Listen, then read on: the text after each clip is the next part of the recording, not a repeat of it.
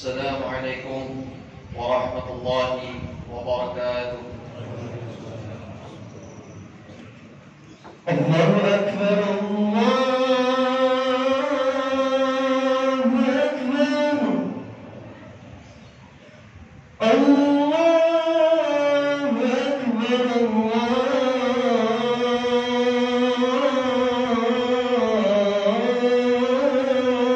أكبر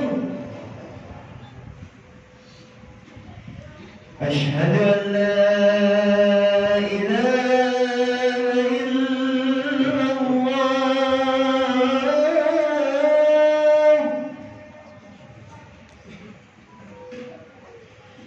أشهد أن لا إله إلا الله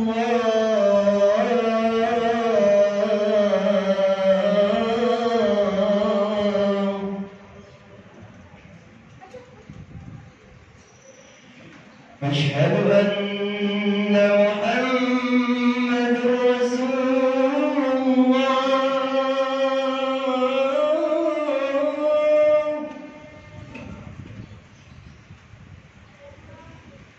أشهد أن محمد رسول الله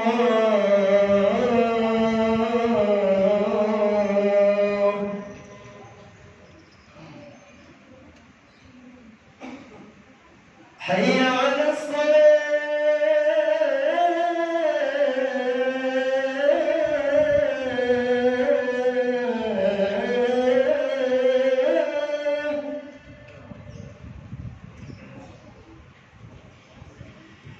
حي على الصلاة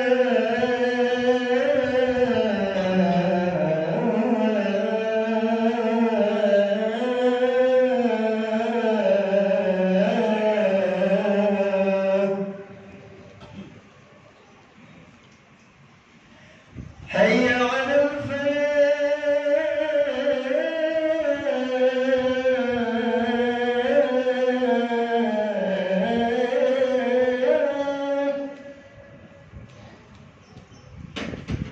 حي على الفلاح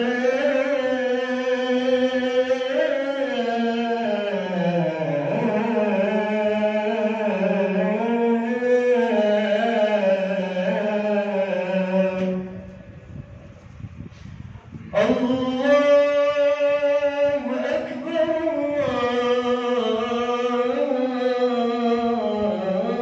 الله أكبر لا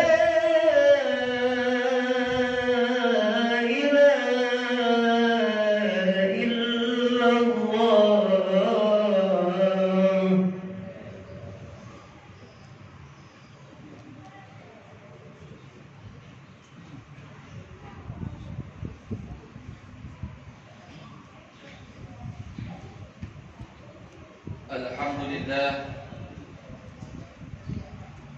الحمد لله رب العالمين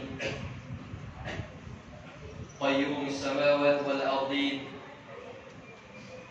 مدبر الخلائق أجمعين باعث الرسل صلواته وسلامه عليهم إلى المكلفين لهدايتهم وبيان شرائع الدين بالدلائل القطعية ووضيحة الحجج بالآلة البراحين.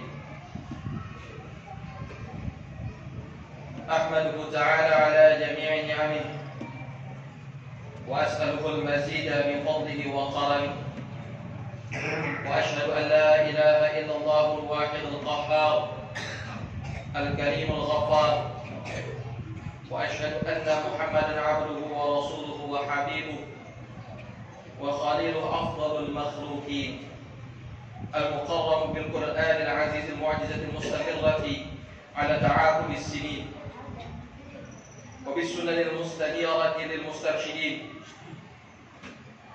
المخصوص بجوامع الكلم وسماحة الدين صلوات الله وسلامه على سيدنا محمد وعلى سائر النبيين والمرسلين وعلى آل كل وسائر الصالحين. أما بعد فيا إخوة الإسلام أوصيكم ونفسي بتقوى الله وطاعته لعلكم تفلحون. فقد قال الله تعالى في كتابه الكريم: أعوذ بالله من الشيطان الرجيم، بسم الله الرحمن الرحيم، واتقوا الله ويعلمكم الله والله بكل شيء عليم. صدق الله العظيم. Hadirin ma'asyiral muslimin jamaah Jumat rahimakumullah. Puji serta rasa syukur kita atas kehadiran Allah Subhanahu wa taala yang senantiasa memberikan kita banyak karunia, banyak nikmat. Tak terhingga nikmat Allah Subhanahu wa taala kepada kita. Namun kita masih saja menghitung-hitung perbuatan baik kita di hadapan Allah Subhanahu wa taala. Yang padahal jikalau seandainya dibandingkan antara kebaikan-kebaikan yang kita lakukan dan rahmat Allah yang Allah berikan, tentulah lebih banyak rahmat Allah yang Allah berikan kepada kita.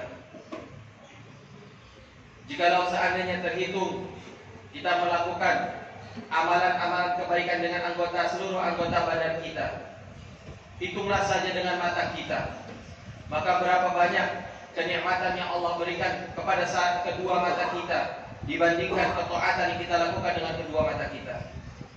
Berapa banyak kenikmatan yang Allah berikan kepada kedua tangan kita dibandingkan dengan kebaikan-kebaikan yang kita lakukan dengan kedua tangan kita. Berapa banyak nikmat Allah yang Allah berikan kepada kita dengan kedua kaki kita, jikalau seandainya dibandingkan dengan kebaikan-kebaikan yang kita lakukan dengan kedua kaki kita. Tentulah jikalau seandainya terhitung-hitung, maka nikmat dan rahmat Allah Subhanahu wa taala lebihlah banyak dibandingkan kebaikan kita. Oleh karenanya, marilah kita senantiasa bersyukur kepada Allah Subhanahu wa taala. Berterima kasih kepada Allah Subhanahu wa taala. Tidak hanya berupa dengan mengungkapkan dengan lisan kita mengucapkan alhamdulillah saja, melainkan dengan melakukan ketaatan-ketaatan yang Allah perintahkan kepada kita. Dan di antara ketaatan yang Allah Subhanahu wa taala perintahkan kepada kita, yaitu adalah melaksanakan sholat Jumat bersama-sama. Oleh karenanya mestilah kita bersyukur kepada Allah Subhanahu wa taala telah mengkaruniakan pula menggerakkan hati kita semua untuk melaksanakan ketaatan, yaitu sholat Jumat bersama-sama dalam rangka berbekal untuk menuju kehidupan kebahagiaan di akhirat kelak.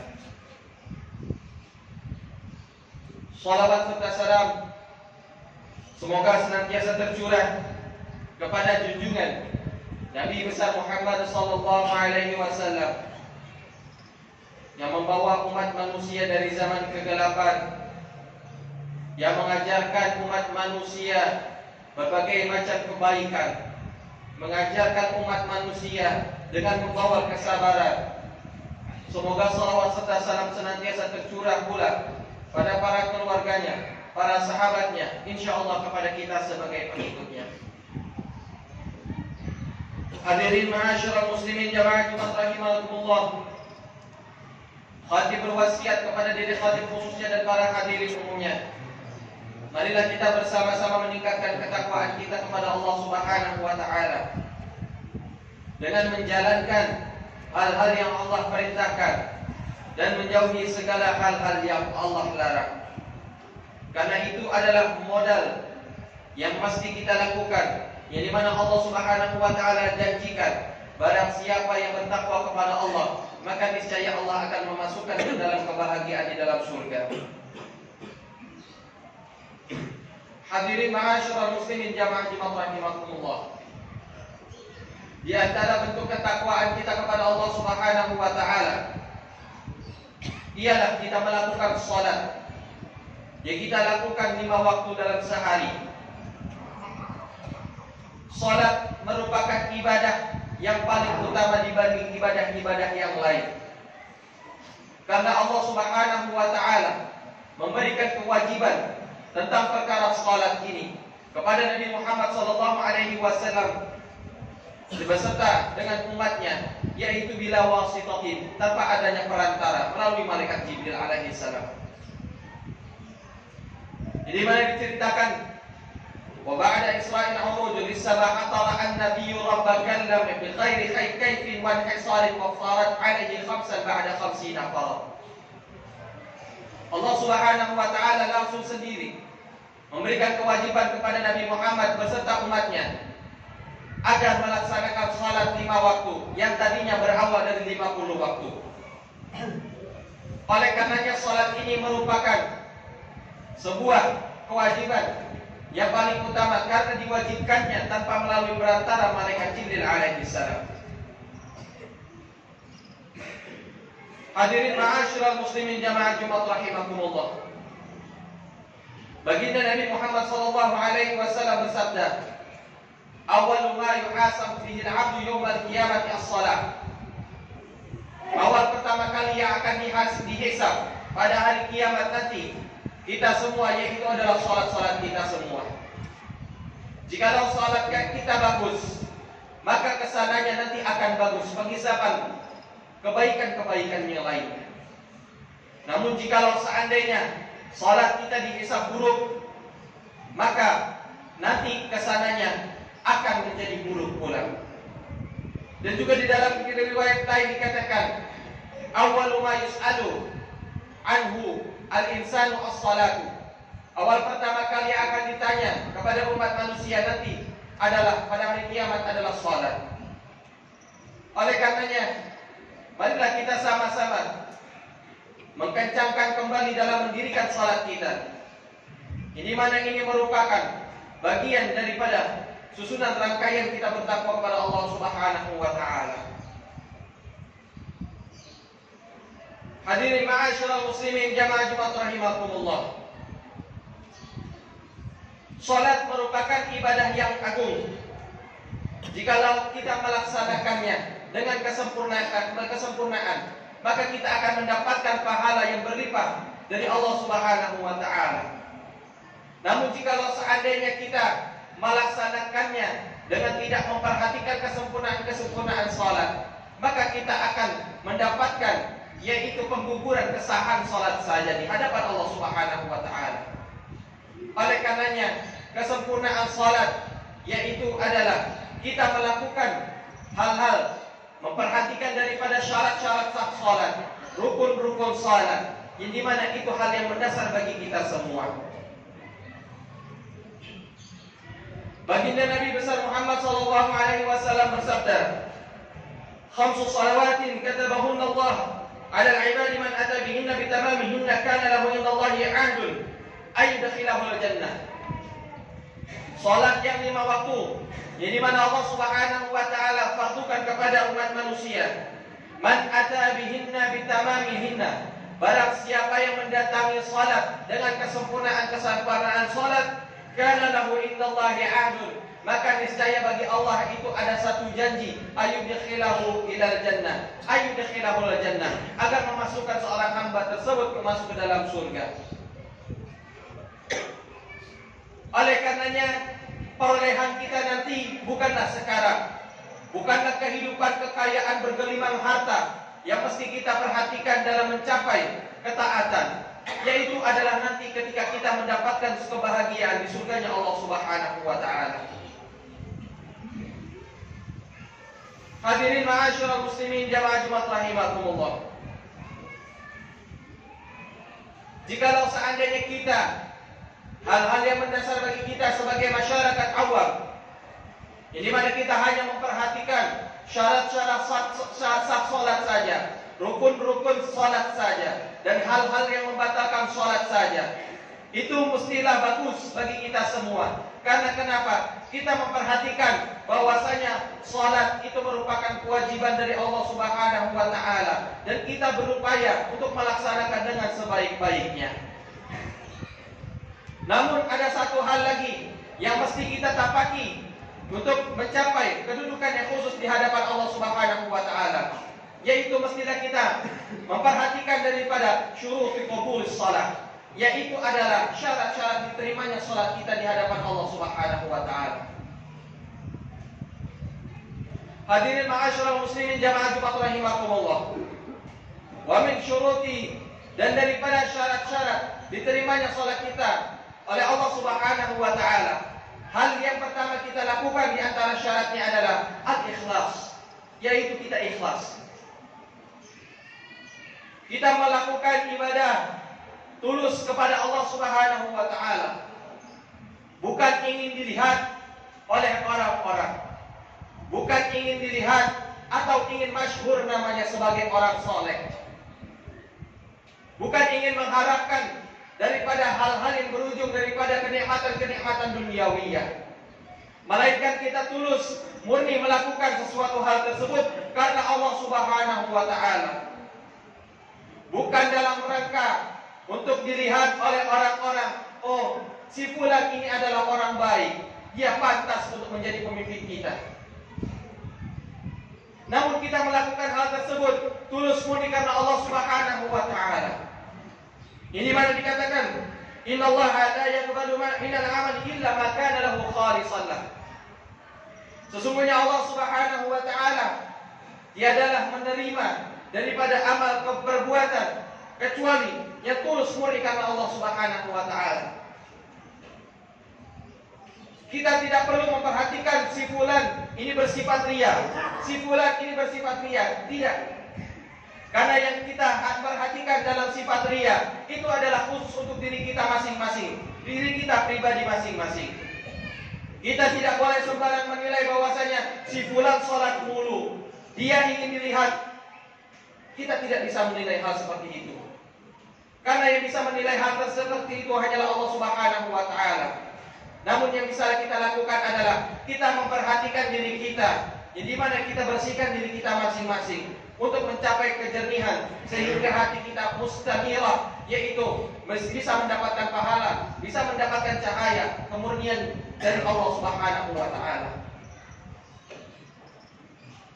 Sehingga dikatakanlah oleh Al-Qur'an, jikalau seandainya ada orang yang berbuat ibadah ingin dilihat, ingin diriya, ingin bersifat riya, fawailul lil musallin alladzina hum an salatihim sahun alladzina hum yura'un wa yamna'una al-ma'un.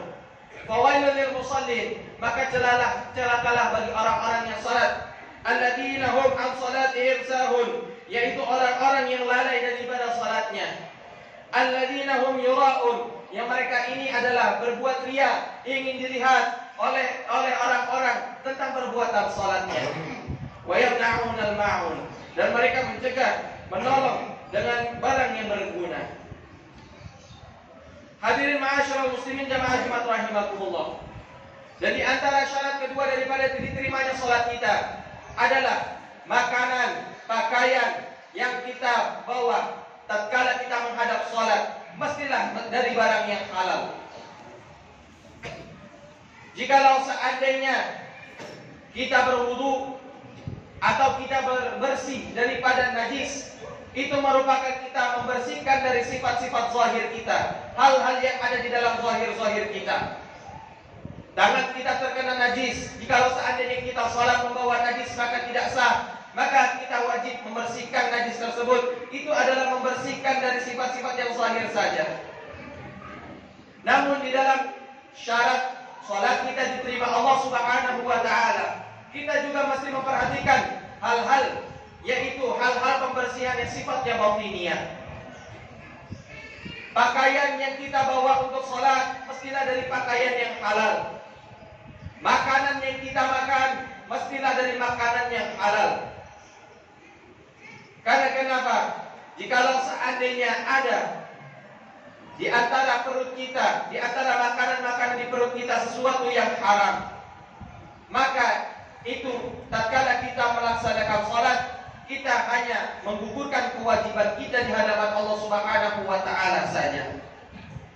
Tidaklah mendapatkan pahala dari Allah Subhanahu wa taala. Hadirin ma'asyiral muslimin jamaah Jumat rahimakumullah. Lalu daripada syarat salat kita diterima Allah Subhanahu wa taala, yang ketiga adalah khusyuk, walaupun sejenak, walaupun sebentar tatkala kita di dalam salat kita. Khusyuk ini merupakan yang berartinya adalah i'dharul khawfi wal hubbi wal ijlal fil qalbi, yaitu kita menghadirkan rasa takut kita, menghadirkan pengharapan kita, menghadirkan rasa cinta kita, menghadirkan pengagungan kita di dalam hati kita terhadap Allah Subhanahu wa taala. Khusyuk ini bukanlah kita membayangkan bagaimana Allah. Jikalau seandainya kita membayangkan Allah Subhanahu wa taala, mahma tasawwarta bibalika fallahu bi khilafi dzalika. Apapun yang engkau bayangkan di dalam benakmu, pikiranmu, dan maka Allah Subhanahu wa taala berbeda dengan hal demikian itu. Karena Allah Subhanahu wa taala laisa kamitslihi syai'un.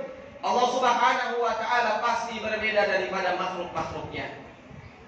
Karena akal kita terbatas, tidak akan bisa menembus daripada hal yang tidak terbatas, yaitu zat Allah Subhanahu wa taala. Namun ada dua hal yang bisa kita lakukan untuk mencapai kekhusyuan. Yang pertama adalah kita meresapi daripada bacaan-bacaan kita, bacaan-bacaan sholat kita. Kita resapi maknanya. Tatkala kita bertakbir Allahu Akbar, kita maknai bahwasanya Allah Subhanahu wa taala Maha Besar. Wa kullu ma siwallahi asghar. Segala sesuatu selain Allah Subhanahu wa taala itu kecil. Kita maknai dengan pengagungan, dengan penuh rasa cinta, dengan penuh rasa takut. Ini mana itu akan menghadirkan sifat khusyuk di dalam salat kita. Lalu tatkala kita membaca suratul Fatihah, Bismillahirrahmanirrahim, Alhamdulillahirabbil alamin. Kita bayangkan Allah Subhanahu wa taala sebagaimana di dalam hadits qudsinya berkata, "Qad hamidani 'abdi," telah memuji hambaku, Ar-Rahmanir-Rahim, Maliki yaumiddin, sampai seterusnya sebagaimana yang termaktub di dalam hadits qudsi yang dimana dibawakan oleh Nabi Muhammad SAW. Lalu ada cara yang kedua untuk mencapai kekhusyuan di dalam sholat. Yang mesti kita lakukan adalah apa? Yaitu kita mesti meyakini di dalam sholat kita, sebelum kita memasuki sholat kita mesti meyakini bahwasanya ini adalah sholat terakhir kita. Setelah ini saya akan mati. Lalu apa yang akan saya bawa di hadapan Allah Subhanahu wa taala? Dan ditanamkan di dalam hati kita, di mana kita takut menghadap Allah Subhanahu wa taala. Kita penuh dengan dosa. Saya takut terhadap azab Allah yang begitu pedih. Dan oleh karenanya ar-raja, kita ada menghadirkan sifat harap kita kepada Allah Subhanahu wa taala, berharap akan rahmat Allah yang begitu besar kepada kita. Lalu setelah itu kita bertakbir Allahu Akbar. Kita maknai bahwasanya Allah Maha Besar. Hadirin ma'asyiral muslimin jamaah rahimakumullah. Mudah-mudahan Allah Subhanahu wa taala menjadikan kita semua menjadi hamba-hamba Allah yang terkhusus, sebagaimana ditukilkan bahwasanya nanti orang-orang umatnya Nabi Muhammad SAW akan dikumpulkan bersama junjungannya Nabi besar Muhammad SAW di surganya Allah Subhanahu wa taala. Mudah-mudahan kita berujung kepada masuk ke dalam satu kategori kalimat la ilaha illallah Muhammadur Rasulullah SAW di hari kiamat. Barakallahu li wa lakum fil Qur'anil Karim wa nafa'ani wa iyyakum bima fihi minal ayati wa dzikril hakim. Wa aqulu qawli hadza astaghfirullahal azim li wa lakum wa li kafatil muslimina wal muslimat wal mu'minina wal mu'minat wastaghfiruhu innahu huwal ghafurur rahim.